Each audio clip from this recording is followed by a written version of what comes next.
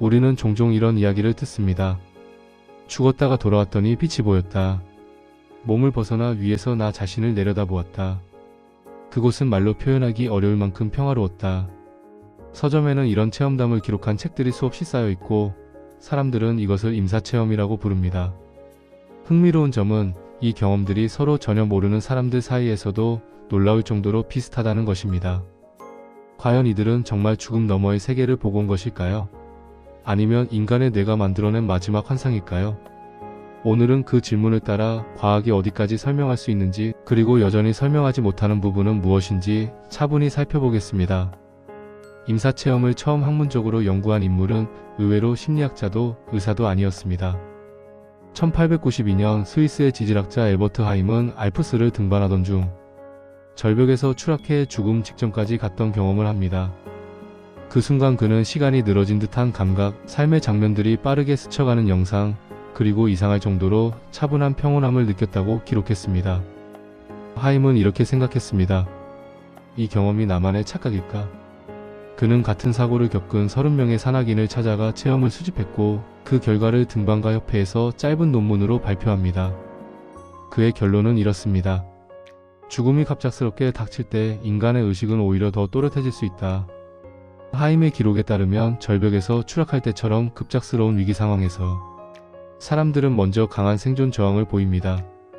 이때 의식은 흐려지기보다 이상하리만큼 선명해지고 자신이 처한 상황을 정확히 인식합니다. 그 다음 단계에서 시간 감각이 늘어지고 영상처럼 장면들이 보이기 시작합니다. 이 장면들은 대체로 행복한 기억이 아니라 지우고 싶었던 기억, 후회와 불편함이 남은 순간들입니다. 연구자들은 이것을 뇌가 소멸을 앞두고 작동시키는 방어적 해고 현상으로 해석합니다. 흥미롭게도 이러한 주마등 현상은 서서히 죽음에 이르는 경우에는 거의 나타나지 않습니다. 즉 갑작스럽게 찾아온 죽음의 위기에서만 나타난다는 것이죠.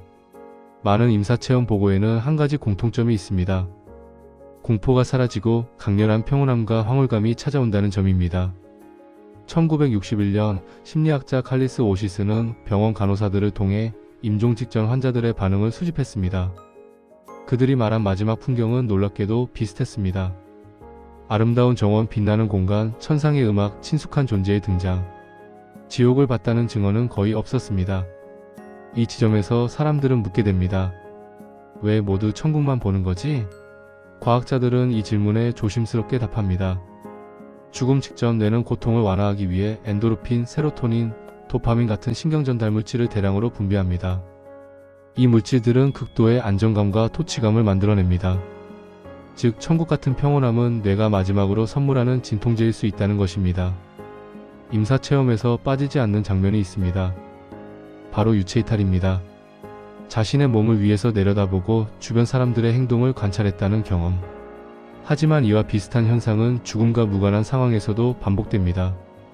전투기 조종사들은 강한 중력과 속도 훈련을 할 때 의식을 잃기 직전에 터널 끝에 밝은 빛을 봅니다. 이것을 터널 시각이라고 부릅니다. 가속도가 높아지면 혈액은 머리에서 몸통으로 쏠리고 망막과 시각피질의 산소 공급이 급격히 줄어듭니다. 그 결과 시야는 중심만 남고 주변이 사라지며 터널처럼 보이게 됩니다. 산소 결핍이 더 심해지면 의식까지 꺼집니다. 1990년대 연구들은 이 과정이 임사체험의 시각적 요소와 거의 동일한 생리 패턴이라는 사실을 밝혀냈습니다. 2013년 미국의 한 연구팀은 쥐의 심장을 멈춘 뒤 뇌파를 관찰했습니다. 놀랍게도 심장이 멈춘 후 30초 동안 뇌는 평소보다 더 강한 활동을 보였습니다.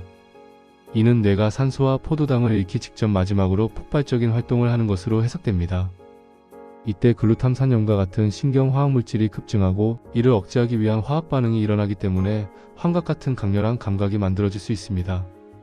죽음 직전의 체험이 유난히 선명하게 기억되는 이유도 바로 이 때문입니다. 물론 임사체험을 환각으로 보기 어렵다는 주장도 있습니다. 심장마비 환자들을 조사한 연구에서 모든 사람이 임사체험을 겪지는 않았기 때문입니다. 그것이 환각이라면 갑자기 죽음에 이른 심장마비 환자들은 모두 임사체험을 했어야 하는 것이죠. 하지만 이 연구들 역시 한 가지 한계를 가집니다.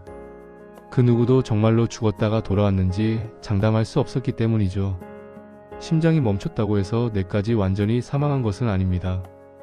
결국 임사체험이란 말 자체가 죽음에 도달하지 못했다는 뜻이기도 합니다. 죽은 자는 돌아오지 않습니다. 돌아온 사람들은 죽었다가 살아난 것이 아니라 끝내 죽지 않았던 것이죠. 임사체험은 사후세계가 존재한다는 증거라기보다는 죽음 직전 인간의 뇌가 보여주는 가장 극적인 순간일지도 모릅니다. 그러나 한 가지는 분명합니다. 그 경험은 그들에게 너무나도 현실적이었고 그 이후의 삶을 바꿀 만큼 강렬했습니다. 어쩌면 임사체험은 죽음 너머를 보여주는 창이 아니라 삶을 다시 바라보게 만드는 거울일지도 모릅니다. 죽음 이후의 세계가 존재한다고 믿는 것은 개인의 선택입니다. 임사체험을 한 후에 인생을 전혀 다른 시각으로 바라보고 나태하고 비관적인 삶의 태도를 긍정적으로 바꾼 사람들도 있습니다. 죽음 이후에 또 다른 세계가 기다리고 있다는 믿음이 그 사람의 가치관과 삶의 태도를 바꾼 것이죠. 따라서 사후세계를 믿는다고 비웃을 필요는 없습니다. 신화의 주인공 외에는 죽음 너머의 세계에 직접 다녀온 사람은 없습니다. 그래서 사후에 무엇이 존재하는지는 아무도 모릅니다. 오늘 이야기는 여기까지입니다. 구독과 좋아요는 저에게 큰 힘이 됩니다. 감사합니다.